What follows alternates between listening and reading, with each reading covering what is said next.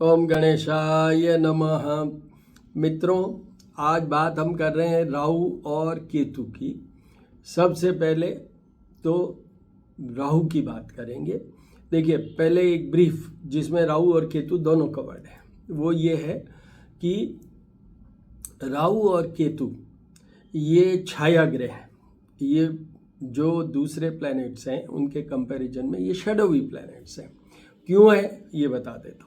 इनका क्रिएशन इतना सा शॉर्ट में बताऊंगा। बाकी ये है कि एक दानव थे जो कि जाके देवताओं की रो में बैठे। जब भगवान विष्णु मोहिनी रूप धारण करके उनको अमृत पिला रहे थे देवताओं को, उसके बीच में ये भी देवता बन के बैठ गए। साइड में चंद्रमा और सूर्य थे। उन्होंने नोटिस कर लिया तो विष्णु जी को कहा, तो वहाँ पर इनका गर्दन काटी गई। मतलब इनका गर्दन अलग कर दी और धड़ अलग कर दी। जो गर्दन वाला नेक वाला पोर्शन है वो राहु बने, और धड़ वाला पोर्शन है जिसको हम टेल एंड भी कह सकते हैं वो बने केतु। इस तरीके से ये दो ग्रह बने। एक जो डेमन या जो राक्षस समझ लीजिए उनके कारण। अब दूसरा, ये कैसे बने? ये षड्यंत्र से बने। तो षड्यंत्र किस में ज़्यादा होगा? षड्यंत्र कहाँ कैलकुलेट होता है? वो होता है ब्रेन में। तो राहु तो एक षड्यंत्रकारी हो गया ग्रह, और जो धड़ वाला पोर्शन है वो केतु बने।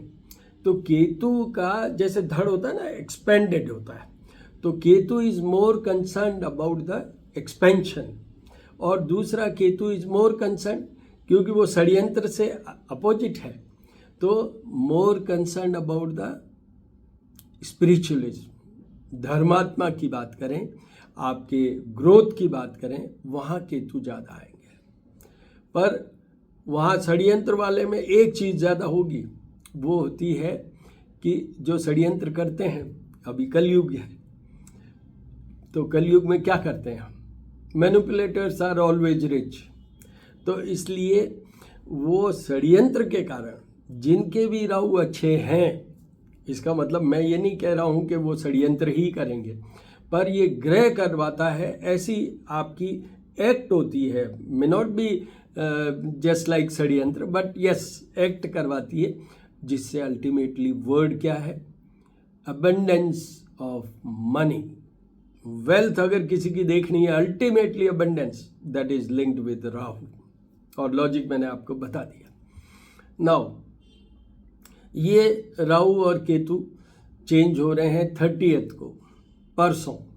आज पूर्णिमा का दिन है और आज ग्रहण का भी दिन है, पर मैं पहले ही ये वीडियो बना रहा हूँ जिससे कि ये राहु केतु जैसे सूर्य चंद्रमा के कारण ही वो बने थे, इसलिए साथ में लेके चल रहे हैं कि भाई चंद्र ग्रहण भी है। परसों ये बदलेंगे और ये जाके और मई 2025 तक ये स्टे करेंगे। अभी राहु मेष राशि में है, केतु तुला राशि में है। अब ये शिफ्ट होंगे। इसमें एक विशेष बात ये भी है कि ये ग्रह हमेशा वक्री, रिट्रोग्रेड या पीछे चलते हैं। जैसे अभी मेष राशि इज फिगर 1 और इनके पीछे की राशि है वो है फिगर 12 मीन राशि। तो ये राहु तो जाएंगे मीन राशि में, केतु जो तुला में है उनके पीछे की राशि है वो है कन्या, फिगर 6, तुला फिगर 7 है, तो वो कन्या में जाएंगे। ये हो गया, 18 मंथ्स तक रहेंगे। अच्छा, अब मैंने आपको ये हल्का सा ब्रीफ बता दिया। अब सीधा अपन जब राशियों की बात आएगी तो उसमें आपको समझ में आता जाएगा, मैं उसके साथ साथ में डालता जाऊँगा। तो सबसे पहले बात हम कर रहे हैं राहु की, ओनली राहु की। केतु का अलग वीडियो। तो राहु की क्या कि सब चीज में मैं ये भी बता दूं कि ये 18 मंथ्स का पीरियड है और सारे प्लैनेट्स भी चेंज होंगे। उनके रेफरेंस में हम राहु केतु के और भी वीडियो बनाएंगे। मेष राशि, मेष राशि के ऊपर ही अभी राहु है और चेंज होके ये जाएंगे उनके 12th हाउस में। ये हाउस है हाउस ऑफ लॉसेज जिसमें प्रॉपर्टी की बात करें हम, जिसमें आपके शरीर की बात करें मतलब एलिमेंट की बात करें, and this is also house of bedroom pleasure, शयन कक्ष सुख, वहाँ पर राहु। तो देखिए वहाँ राहु ये मिश्रित मतलब मिक्स्ड रिजल्ट्स देंगे, बट जो बेटर रिजल्ट्स देंगे वो ये देंगे कि 12th हाउस एक चीज़ और करता है, वो भी इन्वॉल्व होते हैं डिसेप्टिव इफेक्ट से। तो षड्यंत्र की बात कर रहा हूँ मैं। तो यहाँ पर राहु मेष राशि वालों को एक एरिया में तो फायदा देगा, वो एरिया है कि आपके लॉसेज इतने नहीं होंगे जितना वर्ड मैंने कहा है अभी, means you will be gaining the money और you will be becoming more prosperous rather, may be because of certain manipulations और something like that, may not be straight away, but वो कुछ ऐसा हो सकता है, बट आपके लिए ये पोर्शन फेवरेबल है। दूसरा, जो आपके शयन कक्ष की बात करें, वह आपके और आपके पार्टनर के रिलेशनशिप का ध्यान रखिए, आपके शरीर का भी ध्यान रखिए। अगर आपका ऐसा है तो आपको सारे उपाय राहु और केतु के करने ही चाहिए। या बात राहु की हो रही है तो राहु के उपाय सब करने, इंक्लूडिंग ये अभी मैंने जो मंत्र बोला है अर्धकार्य महावीर्यम, वो भी करना चाहिए, वो ब्राह्मणों से ही होता है। तो ये हो गया मेष राशि के लिए। उसके बाद आइए वृषभ राशि। वृषभ राशि के आएंगे 11th हाउस में, हाउस ऑफ प्रॉफिट। और मैंने अभी थोड़ी देर पहले कहा है, अभी कह देता हूँ वापस रिपीट, कि Rahu gives abundance of money. तो उनके 18 मंथ्स का ये पीरियड है जिसमें ही और she will be loaded with the profits and profits. उसमें थोड़ा उनका स्ट्रेट नहीं करके वहाँ भी थोड़ा सा कुछ उनको मैनेज करने वाली बात कह दूँ, क्योंकि यहाँ मैनिपुलेशन नहीं कर सकते, बट मैनेज करने वाली थोड़े कंप्रोमाइज के साथ हो सकता है, but certainly they will become rich and rich only because of this position of Rahu in 11th house, and the period is for 18 months. Very very favorable period for the all Taurus persons. वृषभ राशि वालों के लिए ये सबसे अच्छा period रहेगा सारे एस्पेक्ट्स में। जो भी राहु के एस्पेक्ट्स हैं जो मैंने ब्रीफ में कहा है उन सब में रहेगा। उनके प्रमोशन की बात करें, उनके अच्छी पोस्टिंग की बात करें, उनके ये भी हो सकता है कि वो they may be in a position to dislodge certain other their colleague. Posting चाहिए और वहाँ इम्पॉर्टेंट है, वो उसको हटा के पहुँच जाएंगे, इस तरीके से वो मैनेज कर लेंगे। तो अब बात करते हैं मिथुन राशि की। मिथुन राशि की ये आएंगे 10th हाउस में। तो 10th house is house of job, career, business. तो यहाँ पर ये सब प्लस प्लस होता जाएंगे, पर थोड़ा सा कम इन कंपैरिजन टू, जैसे मैंने वृषभ राशि वालों के लिए बहुत अच्छा बताया, वो one of the best position मानी। 10th में भी थोड़ा बहुत पॉजिटिव रिजल्ट आता ही है, तो वो सब ठीक होता चला जाएगा। जॉब की बात करें, बिजनेस की बात करें, आपके कैरियर की बात करें, इसमें भी आपको थोड़ा कहीं मैनेज करके निकल जाएंगे आप, हो जाएगा बढ़िया। यहाँ पर वो 4th हाउस को भी देखेंगे। वैसे राहु की कोई दृष्टि नहीं होती है, बट फिर भी एक मत के अनुसार माना जाता है। तो 4th हाउस को तो सामने ही देखेंगे। तो 4th house is house of mother, property. तो यहाँ पर प्रॉपर्टी में कहीं आपके घपला पड़ सकता है, पैसा कहीं अटक सकता है, कुछ धोखाबाजी भी हो सकती है, और मदर को कष्ट हो सकता है। अदरवाइज आपके सब your financial gain, you may get another job, कुछ नया आपको मिल जाए, वो आपका बेटरमेंट करेगा। ये इस तरीके से है। इनको भी कोई विशेष मदर की प्रॉब्लम या लैंड की कोई प्रॉब्लम हो, गाड़ी की भी कोई प्रॉब्लम हो, तो उनको उपाय करने, नहीं तो बिल्कुल राहु के नहीं करना। उसके बाद में आइए कर्क राशि। कर्क राशि के ये भाग्य भवन में आएंगे। अब देखिए भाग्य, वहाँ तो सारा ही खेल स्पिरिचुअल और धार्मिकता की बात है, और वहाँ ये राहु पहुँचेंगे। तो राहु का क्या है, राहु का ऊपर का नेक पोर्शन है। तो यहाँ पर एक चीज़ और आती है, मैंने अभी तक आपको वही कहा, षड्यंत्र है, ये है, ये है, ये है। पर जब उनका ये हुआ सिर छेदन, मतलब ये जब नेक को अलग किया, तो हमारा क्या होता है, ये पहले तो बचे कैसे, बचे इस तरीके से कि कुछ बूंदें अमृत की वो पी चुके थे before they were given this, मतलब बिफोर उनके जो धड़ और सर को अलग किया उससे पहले वो कुछ बूंदें अमृत की पी चुके थे, इसीलिए छायाग्रह हैं, इसीलिए वो हैं, नहीं तो वहीं डेथ हो जाती उनकी। तो यहाँ पर यह है कि जब भी कोई आदमी, ये एक्सपीरियंस तो वो करने वालों ने किया है, बट वी ऑल्सो ऑब्जर्व कि जब आदमी का अंत आता है तो वो क्या चाहता है, वो चाहता है कि वो सब पाप कर्म जो भी कुछ के सबको छोड़ना चाहता है, वो चाहता है धार्मिकता का, उसको रियलाइजेशन होता है कि हम खाली आए और खाली जाएंगे। तो यहाँ पर राहु वो भी दे सकता है, मतलब वैराग्यता भी दे सकता है।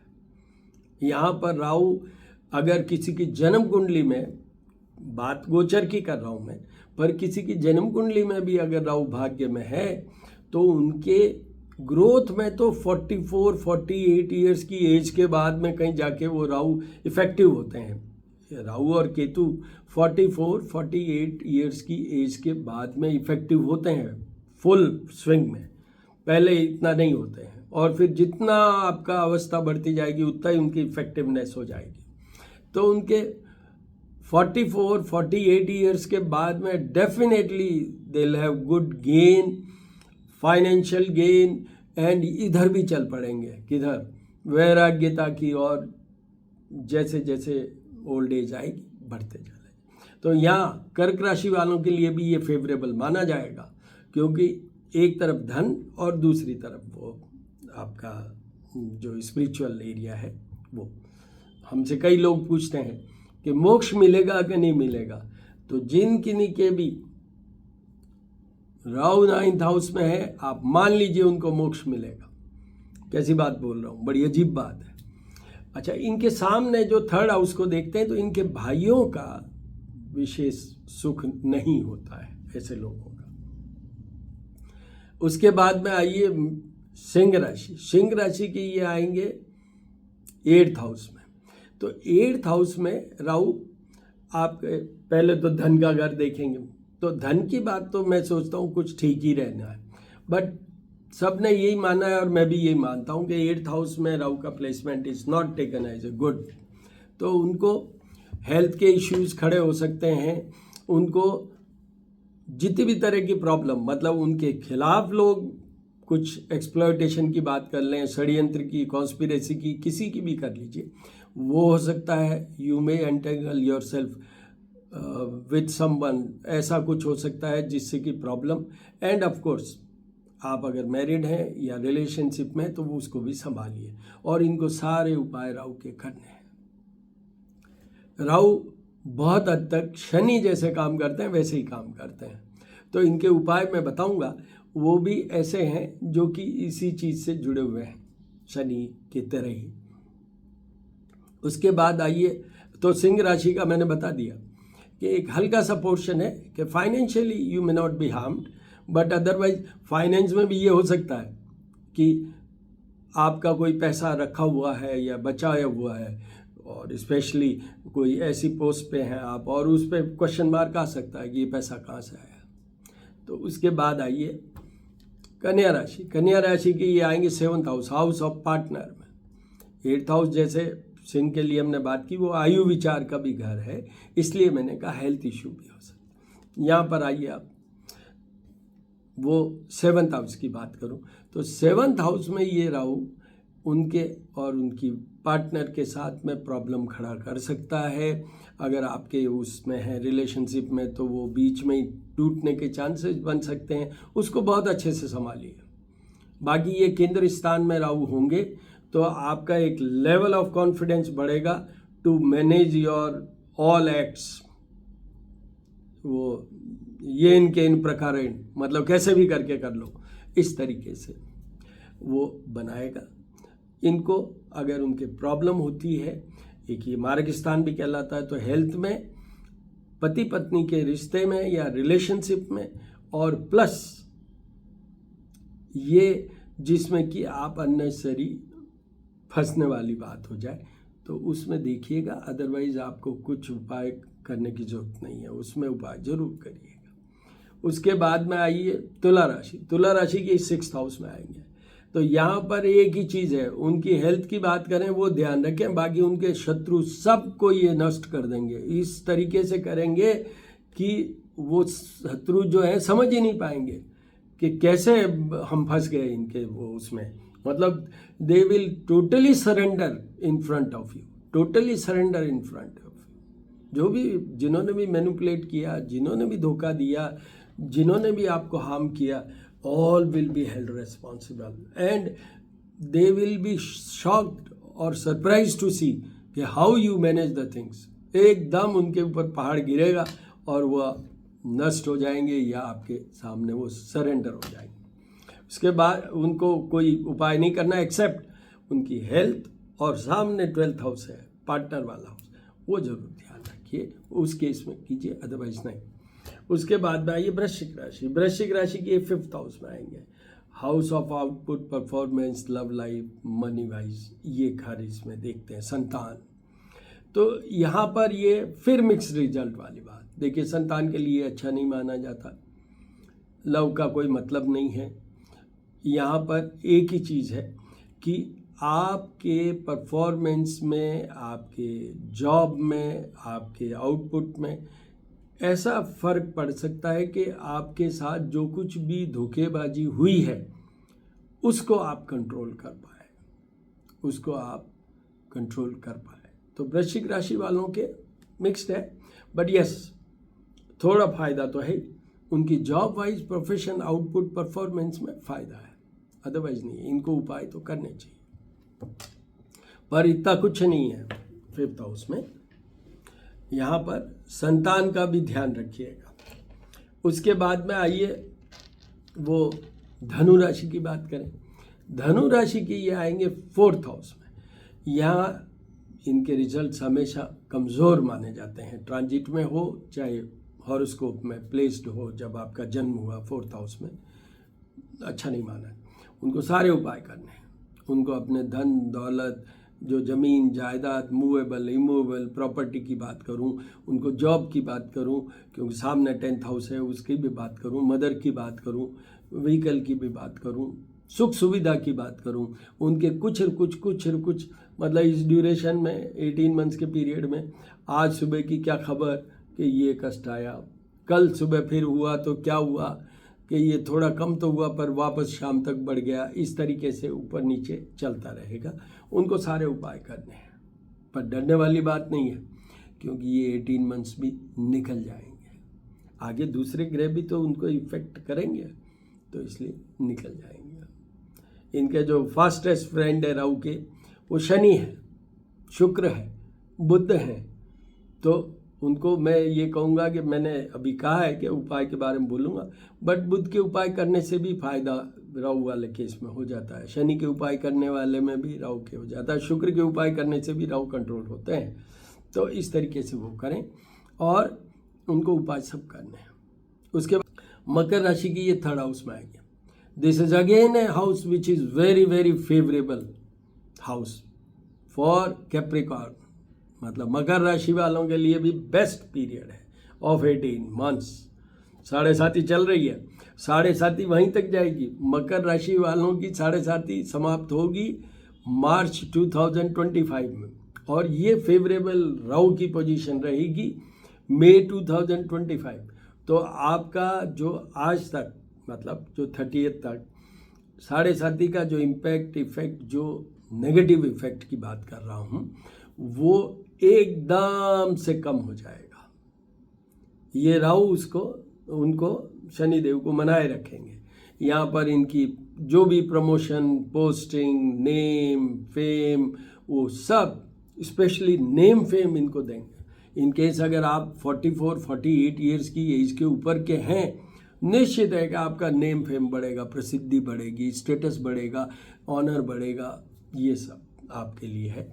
इनको कोई उपाय करने की जरूरत नहीं है। उसके बाद आइए कुंभ राशि। कुंभ राशि की ये 2nd हाउस में आएंगे, धन के घर में राहु। तो धन की तो हो जाएगी अच्छी। वो बात याद रखिए, 44/48 ईयर्स की एज है आपकी, तो उसके बाद की बात कर रहा हूँ मैं, क्योंकि वहाँ इफेक्टिवनेस वो वहीं से शुरू होती है, तो वो तो ज़रूर हो जाएगी। बट बाकी आपको ये बता दूँ कि ये एक है मार्ग स्थान, तो अपनी हेल्थ का ध्यान रखिए।